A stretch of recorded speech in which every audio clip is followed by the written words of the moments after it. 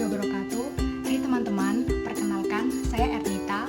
Saya merupakan mahasiswi semester 2 program studi Pendidikan Matematika dari Fakultas MIPA Universitas Negeri Semarang dengan NIM 4101419024. Pada kesempatan kali ini, untuk memenuhi tugas pendidikan konservasi yang diampu oleh Ibu Adina Putri Herianti, STMSI, saya akan membahas sedikit materi tentang kebencanaan dan kesadaran bencana, serta saya juga akan membahas salah satu kasus bencana yang terjadi di kota di Indonesia. Nah, pembahasan kali ini akan saya awali dengan pendefinisian bencana. Menurut Undang-Undang Nomor 24 Tahun 2007, bencana adalah peristiwa atau serangkaian peristiwa yang mengancam dan mengganggu kehidupan dan penghidupan masyarakat yang disebabkan oleh faktor alam dan atau faktor non-alam maupun faktor manusia sehingga menimbulkan korban jiwa manusia, kerusakan lingkungan, kerugian harta benda, dan dampak psikologis. Nah, dari pengertian tersebut, kita dapat menyimpulkan bahwa penyebab dari bencana alam itu ada dua. Yang pertama adalah faktor alam, yang di dalamnya itu juga termasuk takdir dan kehendak dari Tuhan. Dan yang kedua adalah faktor non-alam, yang termasuk juga perilaku-perilaku dan kebiasaan manusia yang merugikan lingkungan, yang dampaknya dapat merusak lingkungan dan bahkan menyebabkan bencana. Nah, penyebab dari bencana itu dapat diklasifikasikan menjadi tiga. Yang pertama adalah bencana alam geologis yang disebabkan oleh gaya yang ada di dalam bumi atau gaya endogen atau akibat adanya pergerakan lempeng. Nah, contohnya itu ada gempa bumi, gunung meletus, dan tsunami. Yang kedua adalah bencana alam klimatologi. Bencana ini disebabkan oleh faktor iklim dan cuaca. Contohnya adalah banjir, angin puting beliung, kekeringan, dan juga kebakaran hutan secara alami.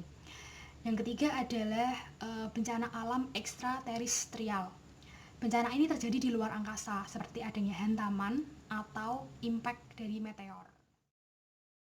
Salah satu bencana yang sering diberitakan di dunia pertelevisian di Indonesia yaitu banjir.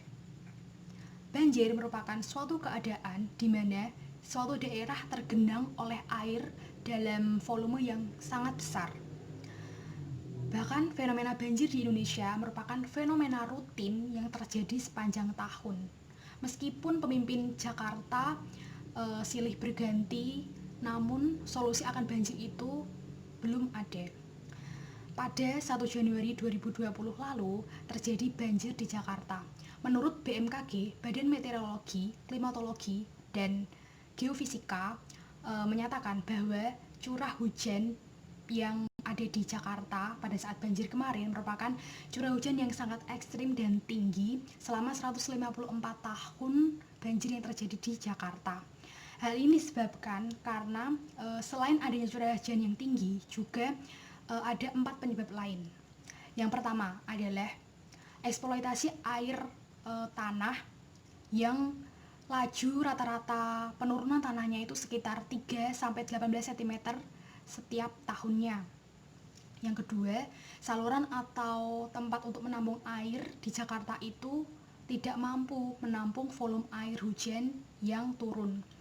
Nah, tempat menampung volume air tersebut seperti waduk, sungai, dan kanal banjir. Yang ketiga, saluran air tersumbat oleh manajemen sampah yang buruk. Hal itu tidak dapat dipungkiri bahwa DKI Jakarta menghasilkan kurang lebih 7.500 ton sampah per hari atau sekitar 2,7 juta ton sampah per tahun. Dan yang keempat, kurangnya daerah resapan air karena padatnya penduduk dan banyaknya bangunan di Jakarta menyebabkan tertutupnya resapan air oleh material seperti beton. Dengan curah hujan yang tinggi, perlu adanya tampungan air yang cukup untuk menampung volume air dari air hujan. Perlu juga adanya kebijakan struktural yang dilakukan oleh pemerintah seperti revitalisasi hutan, pengembalian kembali fungsi sungai, pemberlakuan kebijakan untuk membatasi mendirikan bangunan, karena apabila bangunan tidak dibatasi pendiriannya, maka akan mengurangi kembali resapan air. Selanjutnya, pemerintah juga perlu memberikan sanksi yang tegas kepada para pelaku pelanggar aturan tersebut.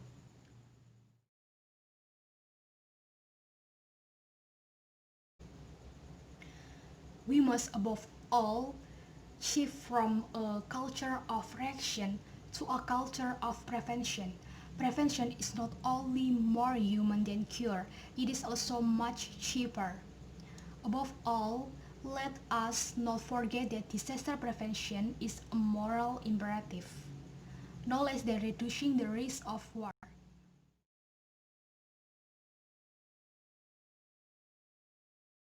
Sekian video dari saya, semoga bermanfaat. Apabila ada kata-kata saya yang salah dan kalian menemukan kebenarannya, mohon kalian bisa berkomentar untuk perbaikan saya ke depannya ya. Terima kasih telah menonton video saya. Wassalamualaikum warahmatullahi wabarakatuh.